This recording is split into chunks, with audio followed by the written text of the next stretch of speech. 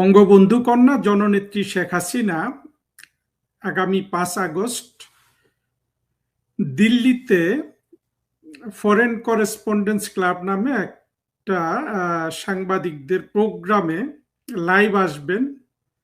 এই খবর ভারতীয় গণমাধ্যম এবং বাংলাদেশি গণমাধ্যমে ছড়িয়ে গেছে এবং যথেষ্ট ধরনের উদ্দীপনা সৃষ্টি করেছে শেখ হাসিনার সৈনিকদের মধ্যে। সাথে সাথে একই খবর কিন্তু এই যে 2024-এর জঙ্গি উত্থান যারা ঘটিয়েছিল তাদের বুকের কাঁপন কিন্তু বাড়িয়ে দিয়ে গেছে। শেখ হাসিনার এই লাইভ প্রোগ্রামটি করার একেবারে টাইমিংটা আমার অত্যন্ত পছন্দ হয়েছে যে 5 আগস্ট কিন্তু 2024-এর জঙ্গি উত্থানের দ্বিতীয় 2 বছর পুরা হয় এবং এই 2 বছরে কিন্তু সারা পৃথিবী জেনে গেছে যে শেখ হাসিনা কি এবং শেখ হাসিনাকে যারা এই বাংলাদেশে শেখ হাসিনার গভর্নমেন্টকে ক্ষমতা আর থেকে সরে যেতে বাধ্য করেছিল তারা কারা। এটার সবচেয়ে একটা বড় প্রতিফলন আমরা দেখতে পাই অতি সম্প্রতি মার্কিন যুক্তরাষ্ট্রের প্রেসিডেন্ট ডোনাল্ড ট্রাম্পের স্পেশাল এনভয় সার্জিও গরের বাংলাদেশ সফরের পর। সেই সফরে আপনারা সবাই দেখেছেন যে 2024 সালে যাদের সাথে মার্কিন যুক্তরাষ্ট্র কোয়ালিশন করেছিল শেখ হাসিনা সরকারের বিরুদ্ধে ষড়যন্ত্রমূলকভাবে অত্যন্ত অন্যায্যমূলকভাবে একটা জঙ্গি উত্থান ঘটিয়ে সেই জামাত এনসিপি কিন্তু সার্জিও গরের দেখা পাননি। উপরন্তু সার্জিও গরের সাথে বৈঠক করেছে কারা?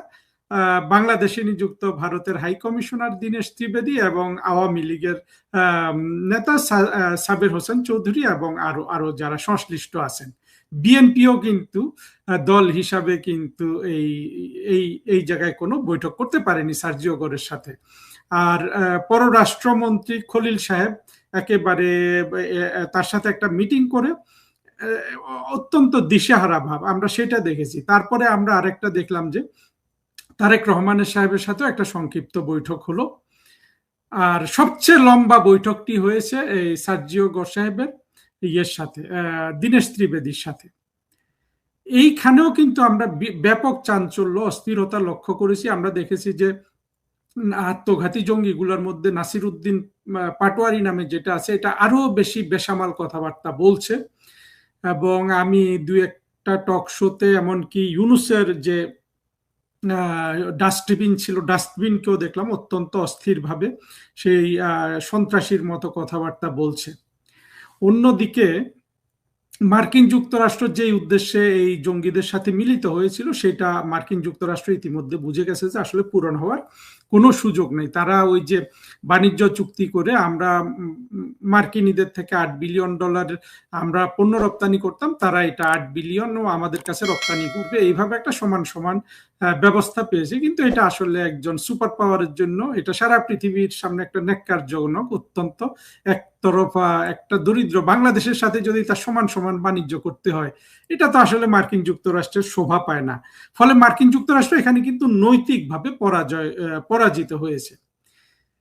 ঠিক এই প্রেক্ষাপটে এবং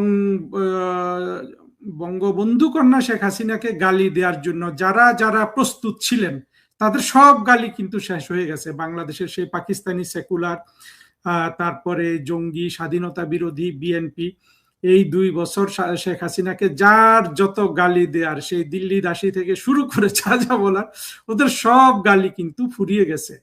আর অন্যদিকে দেখা গেছে যে বাংলাদেশের সাধারণ মানুষ শেখ হাসিনার জন্য প্রায় জীবন দিতে প্রস্তুত এবং শেখ হাসিনার জন্য তারা নীরবে অশ্রু ফেলছে। তারা জানে যে, তারা বুঝে গেছে যে বাংলাদেশে এই শেখ হাসিনা একমাত্র তাদের জন্য দরদ অনুভব করা একজন নেতা, যিনি তাদের জীবন মানের উন্নতি করেছিলেন, যিনি তাদের বাড়ি দিয়েছিলেন, যিনি তাদের একটা ভালো জীবন যাপনের ব্যবস্থা করে দিয়েছিলেন এবং অবশিষ্ট যারা সেই সুযোগ পায় নাই তাদেরকে তিনি টেনে আনছিলেন এবং তিনি অর্থনীতির উন্নতি করেছিলেন, যে অর্থনীতিটাকে ইউনূস ধ্বংস করে দিয়ে গেছে তারেক রহমান, যেটা কোনোভাবেই মেরামত করতে পারছে না।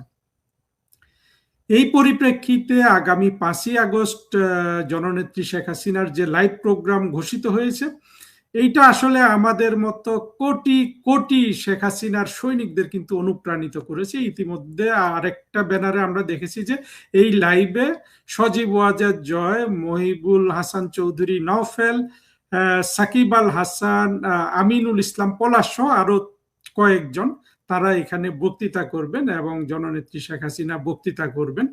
আমরা সবাই গভীর আগ্রহে অপেক্ষা করছি। আসলে আমাদের জন্য এটা অত্যন্ত একটা আবেগের মুহূর্ত হবে এবং সেখান থেকে আমরা কিন্তু অনুভব করতে পারি যে জননেত্রী শেখ হাসিনা যেদিন বাংলাদেশে পা ফেলবেন সেই দিন কি অবস্থা হবে। এরকম একটা ঘোষণাতে আজকে আমি যা দেখতে পাচ্ছি, এবং বাংলাদেশের একটা পত্রিকা bdnews24.com বোধহয়, সেখানে এটা এই এই জিনিসটা তাদের ফেসবুকে আপলোড করার সাথে সাথে 1 ঘন্টার মধ্যে 10,000-এর বেশি রিয়াকশন পড়েছে, লক্ষ লক্ষ ভিউ হচ্ছে।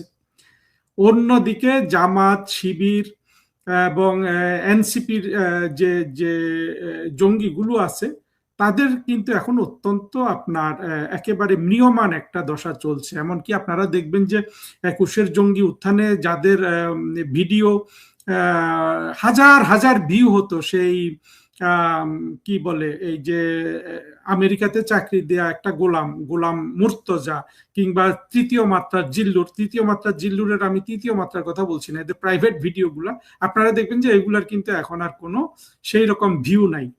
হ্যাঁ, পিনাকি আর ইলিয়াসের ভিডিওতে এখনো ভিউ আছে, কিন্তু পিনাকি ইলিয়াস এরা তো এমন একটা পক্ষ নিয়ে নিছে আসলে, এত বড় অপরাধের সাথে ওরা যুক্ত হয়ে গেছে যে এগুলো আর কখনো জনসমক্ষে আসতে পারবে না। ওদেরকে এই পিনাকি ইলিয়াস অর্থাৎ বাংলাদেশের অর্ধেক মানুষের সাথে এমন অপরাধ করে ফেলছে যে ওরা কোনোদিন আর মানে এই আন্ডারগ্রাউন্ড লাইফ ছাড়া পাবলিক লাইফ কিন্তু আর লিভ করতে পারবে না। অর্থাৎ 24-এর জঙ্গি উত্থান সংক্রান্ত যত ব্যবসা বাণিজ্য হয়েছে, সেই ইউনুসের বাণিজ্য থেকে শুরু করে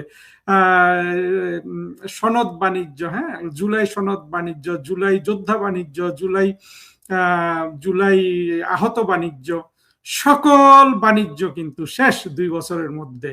আর সকল বাণিজ্য শেষ হওয়ার পর এখন জননেত্রী শেখ হাসিনা লাইভে আসছেন, জননেত্রী শেখ হাসিনা বাংলাদেশে আসবেন।